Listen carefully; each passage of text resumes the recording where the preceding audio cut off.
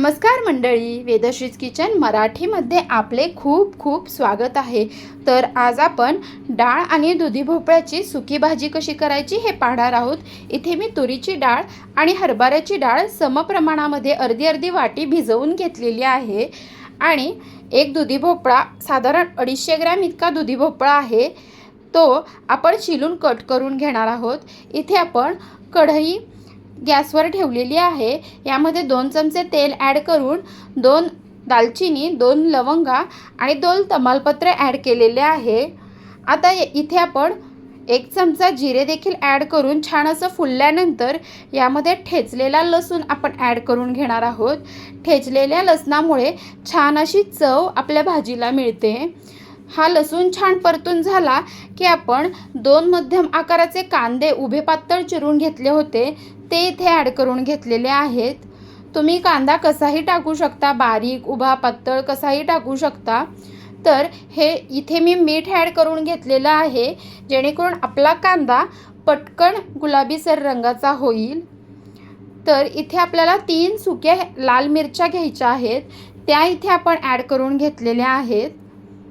पाहू शकता आपण, खूप छान अशी चव या भाजीला मिळते। इथे चिमूटभर हिंग, अर्धा चमचा हळद, 1 चमचा मिरची पावडर, 1 चमचा चिकन मसाला आपण ॲड केलेला आहे। तर चिकन मसाल्याने काय होतं की आपण जो दालचा खातो ना, त्या दालच्यासारखा सुगंध घरभर पसरलेला राहतो। तर नक्की अशा प्रकारे आपण भाजी ट्राय करून पहा। तर इथे मी कढीपत्ता ॲड केलेला आहे आणि आपण ज्या डाळी भिजवून ठेवलेल्या होत्या त्या डाळी देखील आपण ॲड करून घेतलेल्या आहेत। या डाळी छान अशा आपल्याला एकजीव करून घ्यायच्या आहेत मसाल्यांमध्ये। तर आपण जो भोपळा कट करून ठेवला होता तो देखील आपण यामध्ये ॲड करून घेणार आहोत। साधारण 1 बाउल, 1 वाडगं भरून भोपळा हा झाला होता, तो आपण यामध्ये ॲड करून घेतलेला आहे। तो देखील या मसाल्यांमध्ये छान असा परतून घ्यायचा आहे।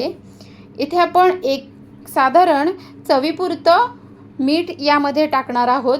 सुकी भाजी असल्यामुळे याला जास्त मीठ लागणार नाही, कारण आपण मगाशी कांद्यामध्ये देखील मीठ ॲड केलेलं होतं। तर छान असं आपल्याला हे बघा, इथे मी मीठ ॲड केलेलं आहे आणि आता आपण यामध्ये 2 कप गरम केलेलं पाणी ॲड करून झाकण ठेवून देणार आहोत। तर आपल्या भाजीला छान अशी उकळी आलेली आहे। इथे आपण कसुरी मेथी क्रश करून ॲड करणार आहोत। तर इथे मी कसुरी मेथी ॲड केलेली आहे। अगदी दालच्याची जशी चव असते तसा सुगंध घरामध्ये पसरलेला आहे।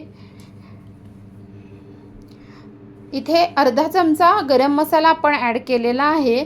आता हे पुन्हा छान असं एकजीव होऊन द्यायचं आहे।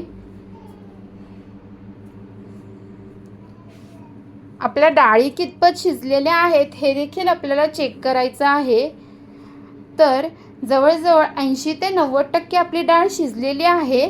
थोडीशी नॉर्मल कच्ची आहे, तर ती शिजण्याकरता आपण पुन्हा झाकण ठेवून देणार आहोत। तर इथे आपण भोपळा पाहू शकतो, आपला भोपळा कोवळा असल्यामुळे पटकन शिजलेला आहे।